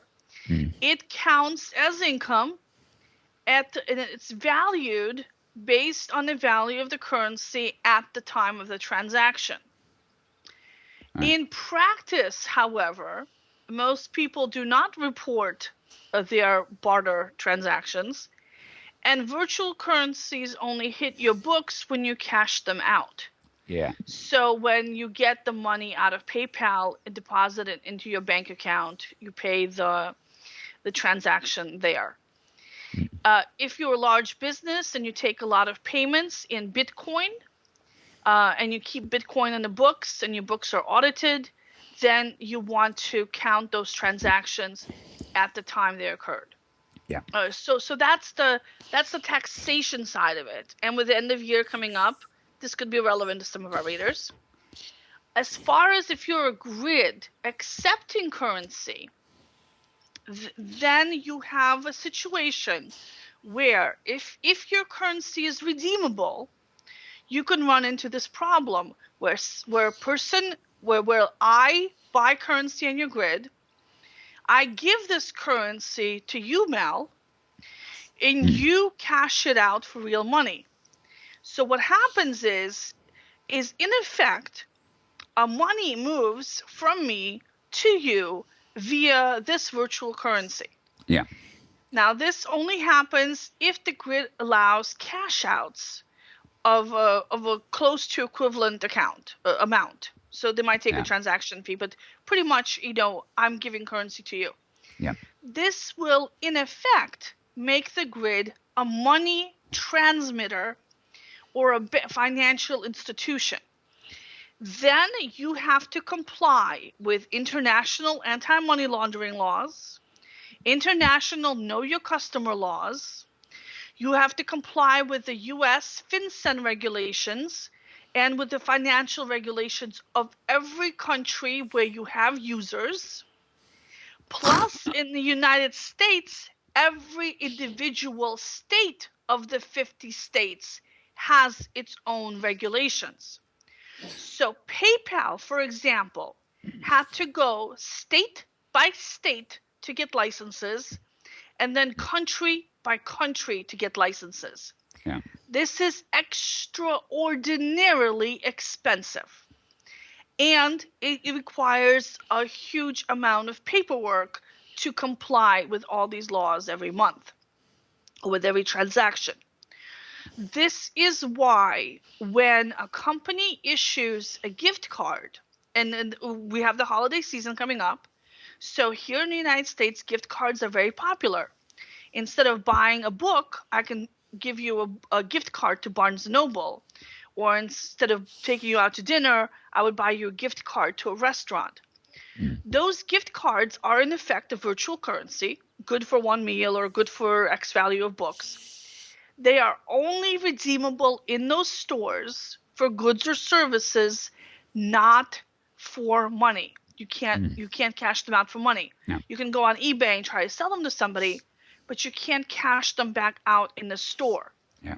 That is called the closed loop exemption, also known as the prepaid exemption.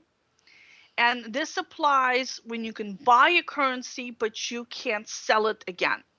In Farmville, you might be able to buy the Farmville gold coins.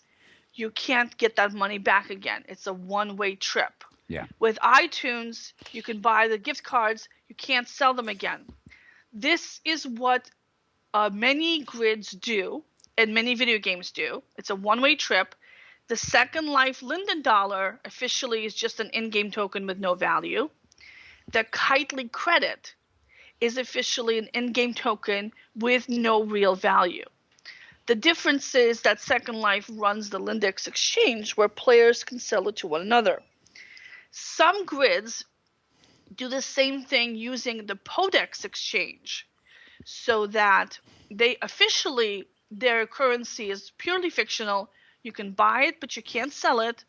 But there's this other exchange, the Podex, that will let you trade in the currency. And Inworlds does this, Avanation does this, Virtual Highway does this. Most of the big grids either take the purely fictional approach that Kitely does, or they take traded and some other exchange option that the Podex affiliated grids do, or they just trade it themselves and they hope the regulators never notice. How we hear, not so much virtual worlds, but gaming, World of Warcraft and stuff like that. We hear of this, the American guy's got to go out to work. So he pays a load of people in the third world, what is very little to him, but a lot to them, to do the gold farming. Yes. And the whole process is to farm this gold, and they get paid to farm it, and they give it to the American guy to whatever. Now, does World of Warcraft have an exchange in that way? I believe that World of Warcraft tries to crack down on this. Yeah. Because as part of being able to say to regulators, no, we're not a financial services company, is that you have to be able to make the argument this currency is purely virtual, and we try to keep it that way to the best of our ability. So they will occasionally crack down on eBay sales. They will, try to shut down the sales when they pop up. And this, in fact, is what I assumed Second Life was doing when they shut down the ability of third-party exchanges to buy back the currency. I figured that the next step would be that the Lindex would stop buying back the currency. That hasn't happened yet. I think so. My best guess is that regulators have other stuff to worry about. That there's plenty of other stuff happening besides some online game that's losing customers that nobody cares about. Yeah.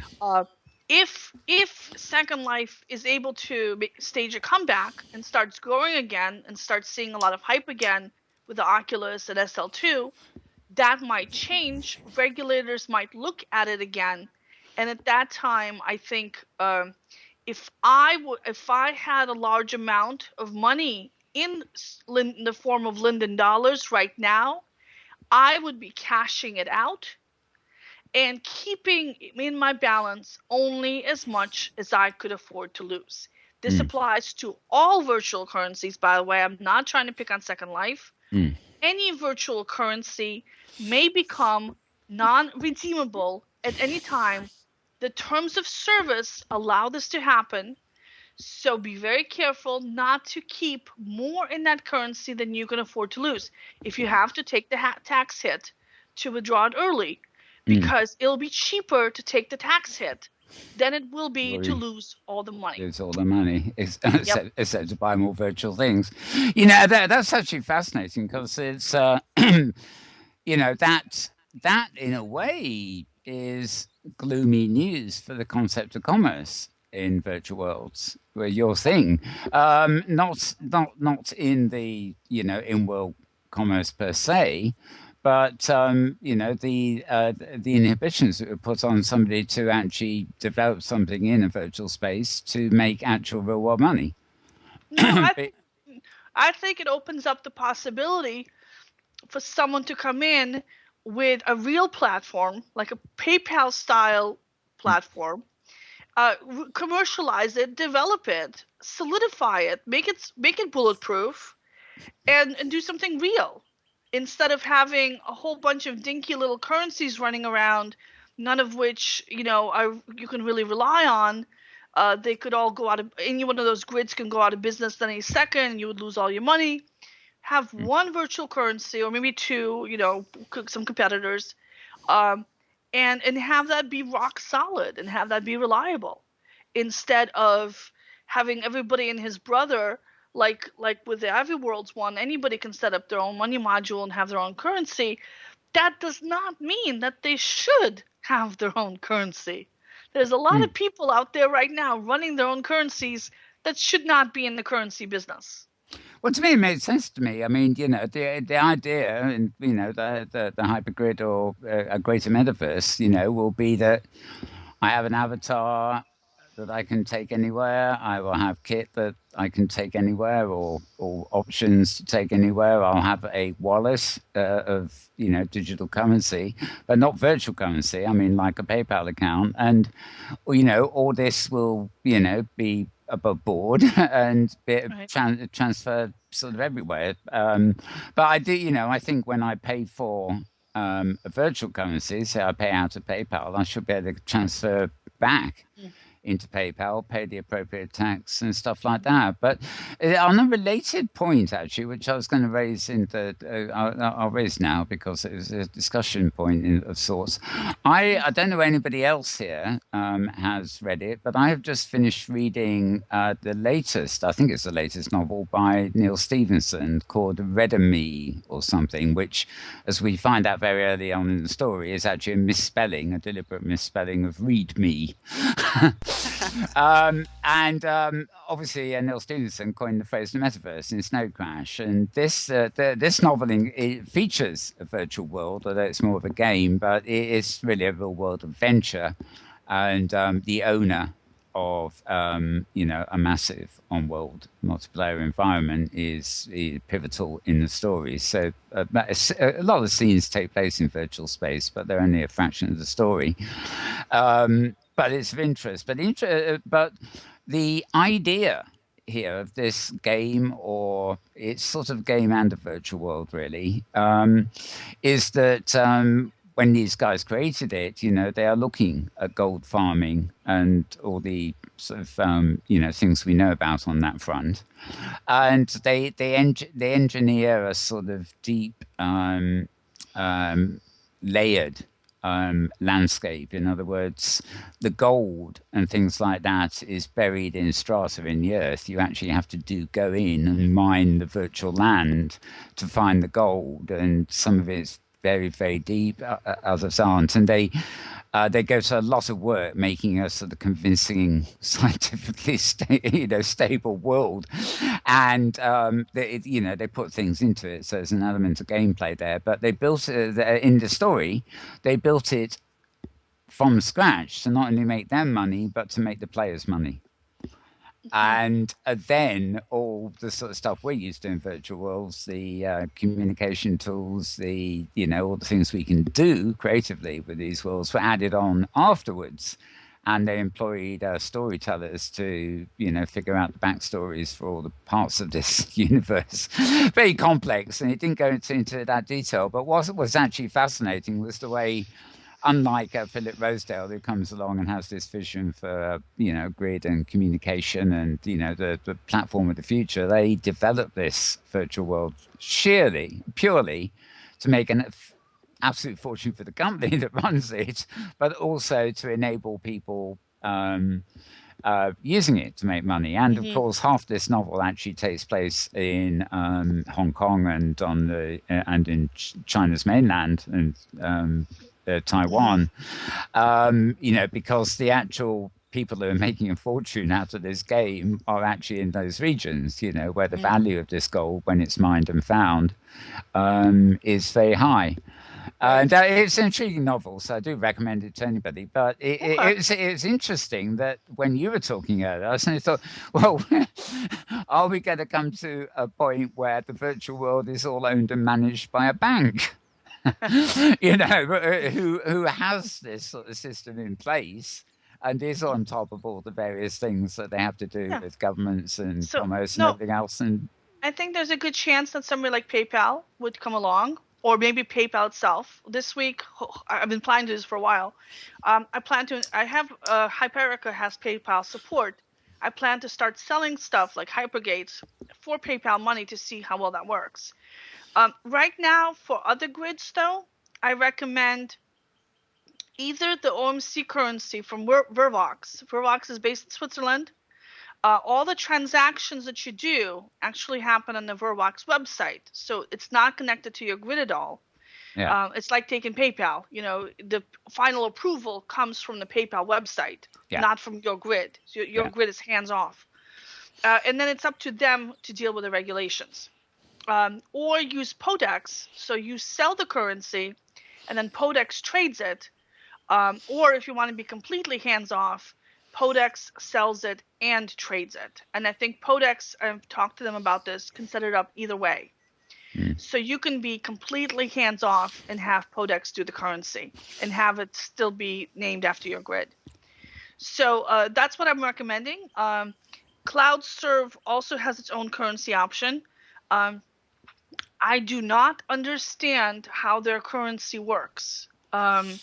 So I've talked to Frank Horsey, I've talked to the head of the company, and I still do not understand how their system works. There are some very confusing aspects of it. And if I'm confused by this, and this is what I do, I was going to say, I've been writing about financial services and PayPal for the last 20 years. So I do not understand how the CloudServe system works. So I would be wary of it. I would want to see a track record before I would put my money in. Vervox and Podex have both had a track record of several years. So has Kitely. I like those models. And I wouldn't go as far as say endorse them, but those models seem to be effective so far. What you said about PayPal does strike me as logical because almost everybody who does anything online now that requires money transfer uses PayPal.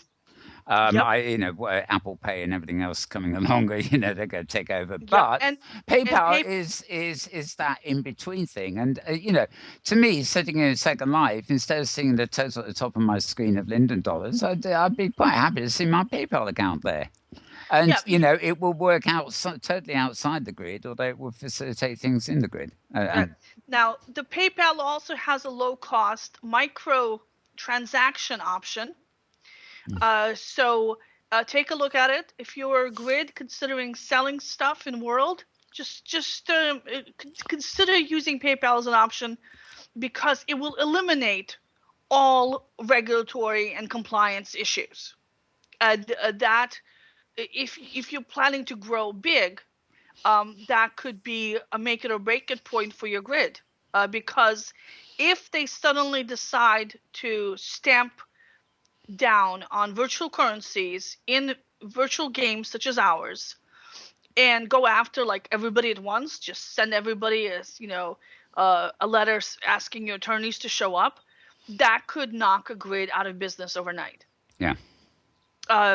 So think about that, or have a backup plan in place for currencies, because if you have to shut down your currencies and all your users lose money, that's a hard thing to come back from. So have a plan in place, and think about this. If you're big enough, talk to a lawyer. If you're not, try to use some other avenues such as Podex, Vervox, or the Kitely option. All right. Okay. And I have one now, last thing I want to say before I go, if you want to say it. Yeah, I was just going to say, because by my clock here, we've got 10 minutes to go. So, Yep. Carry on. And the one last thing I want to say is that CNN just did an article about virtual reality in business. It's titled "How Virtual Reality Can Transform Business." Oh, yeah. And they quoted me and had a link to Hypergood Business in it. Yes, they did. So I am very happy that we are going mainstream. Yes. Very good. Congrats. Very good. Yes, I read that. Actually, I think the thing I read first was your Twitter saying, I'm in CNN. With that tone of voice. Right, yes. The big time now. Congratulations. You are becoming the expert in these things. You are the expert in these And have you things. been monitoring your website traffic ever since then? Yeah, zero effect. Zero. But you are interesting. still a tendril reaching out towards the future, breaching the gap between the virtual and the real, and in one of the most important areas, because money talks in the end, you know? Yep. So, Yep. congrats. And actually, this something I did this week. I'll trumpet myself as well. Mhm. I now have a weekly spot on a radio show in Australia. That's Excellent. neat. You'll have to give us the details. A friend of ours, Steve Gobber, is the host, although he uses another name. And, but I've actually pre-recorded 7 weeks in advance during the week. So it's not about current news. He calls me Mr. Metaverse, and one slot I talked about hyperdeity, another one I talked about the hypergrid, another one I talked about Oculus, another one I talked about Second Life 2, and we did a nice one which both of us really wanted to do, and that was the influence of science fiction on reality. So then I can go ahead and produce a show called Mr. Metaverse and Metaverse Maria in Hong Kong, or scale the Alps. Or... I didn't suggest this. That's neat, Mel. It's not a surprise, Yeah, and I got it. We got a bit of promotion out of it, because he introduced me as host of Inworld Review. There's no ads as such, but I mean, he gets the name mentioned and stuff, so you never know. Apparently, the Gorian people listen to this radio station quite a lot for some reason. The Gorian community does a lot of stuff on a large scale. It's actually, although it's not an Inworld per se radio station, it's it's a web. Real Gorian people? Well, I don't know. I didn't know there was such a thing. The other nice thing is at the end of my slot, I get to choose a track to play. So Rolling Stones, I'm sure, right? Why? Yeah, there was one Rolling Stones. Tony Joe White, Neil Lofgren, Pink Floyd. Great. John White. Oh, yeah. I have one recommendation. Action Figure Party. They do a song called Pong Baby. I think you'd like it. It's jazzy. Action Figure Party. Okay, thanks. I'm sorry, I've just clicked on my camera again. Instead of Petlove talking, I've got the strange contraption to stage left. I'm sure it'll work. It'll work. Don't worry. I'm relying on your film for this one. Okay. Well, let's. I've lost my screen entirely now. Brilliant. Right. We are, from now on, going to try and keep our show to around the 2-hour mark, basically, for no other reason than it takes quite a lot of transcoding time. And when we go over 2 hours, it gets a bit heavyweight. So I think it's about time for today. At least we can start wrapping up, because we literally have about 5 minutes to go before the 2-hour mark.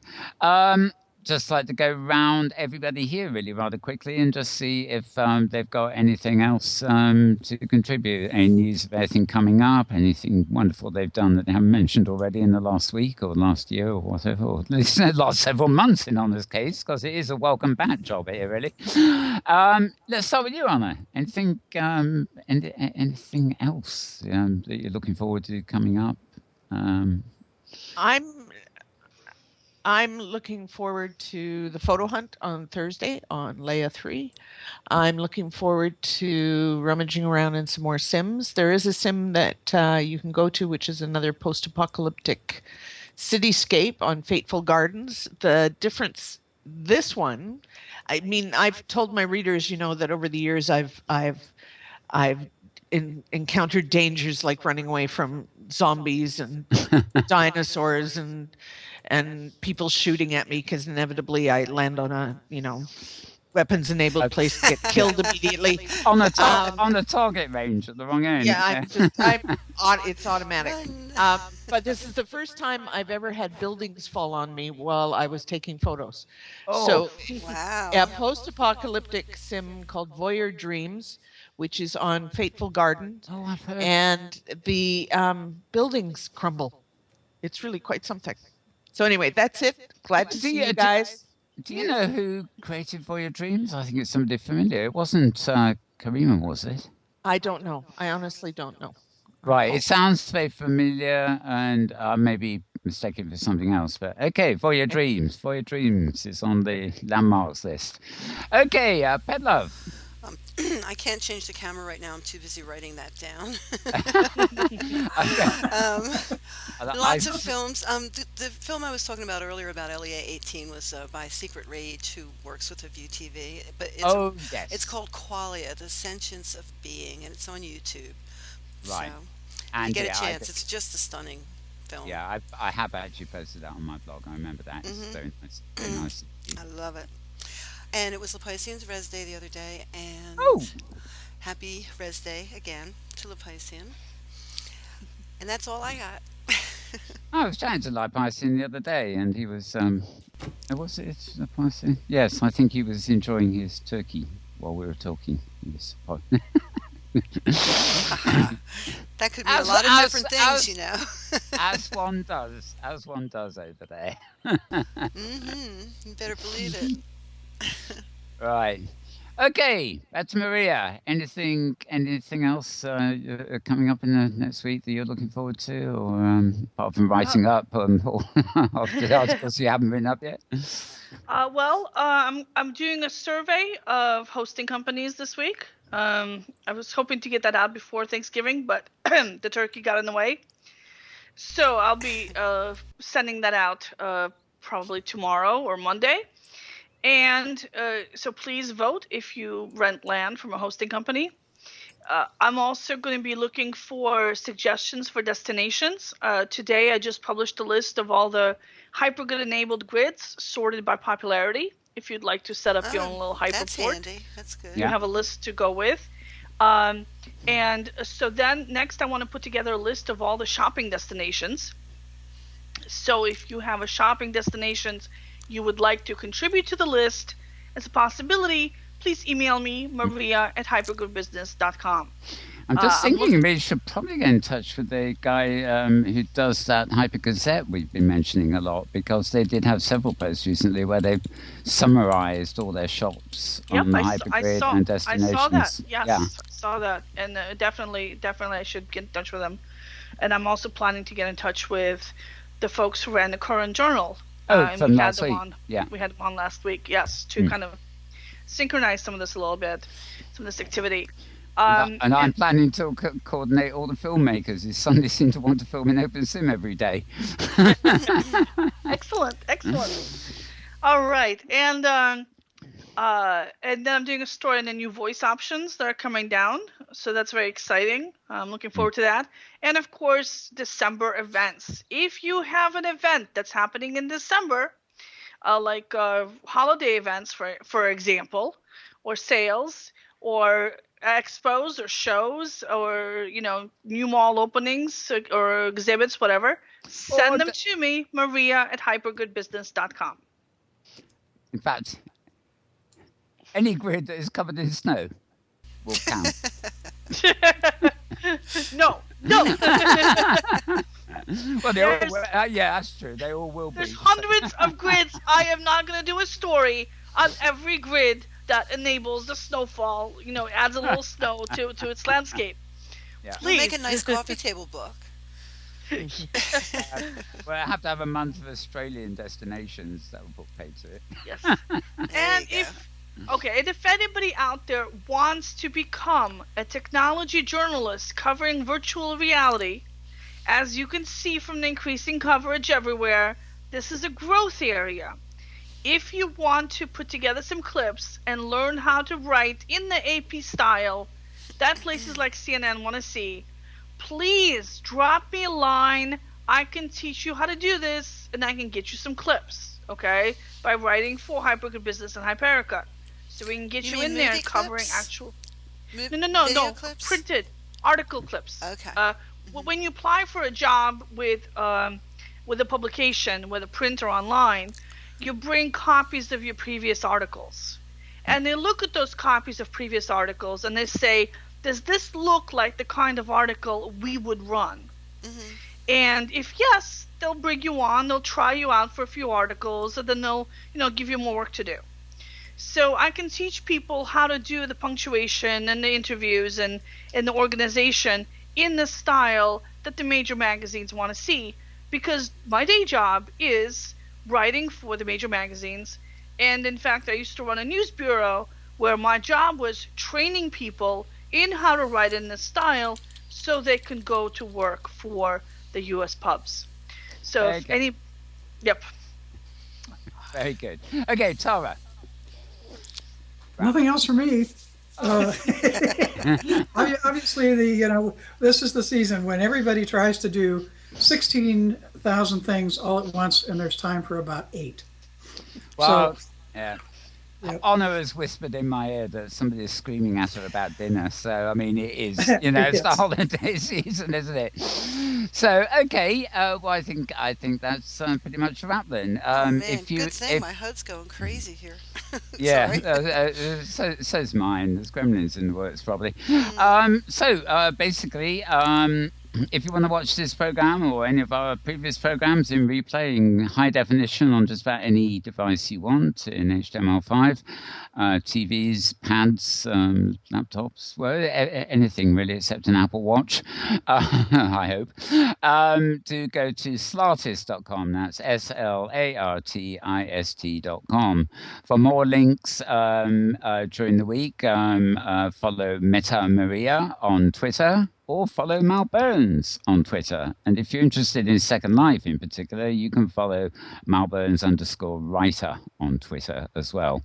And if you check out the chat record, you'll see direct access to other blogs too. So with that, I'd like to thank all my guests today. Thank you, and welcome back to Honor McMillan. Thank you, Honor. Thank you very much. It was good to be here. It was great to have you here, and with that, you can safely vanish to your dinner if you need, if you're in a real hurry. Yeah, and thanks of course to Petlove Petshop, who's also on camera today as well. So thank you, Pet. You're ever so welcome. Thank you, as always, to Meta Maria Korolev. Thank you, Maria. Thank you for having me here, Mal. Always a pleasure. And thank you, of course, to Tara Yates. Thank you, Tara. You're welcome. And reverting to type, the old tagline, as it were, I will say good morning, good afternoon, good evening, and good or good tomorrow, depending on wherever and whenever you are. We'll see you soon.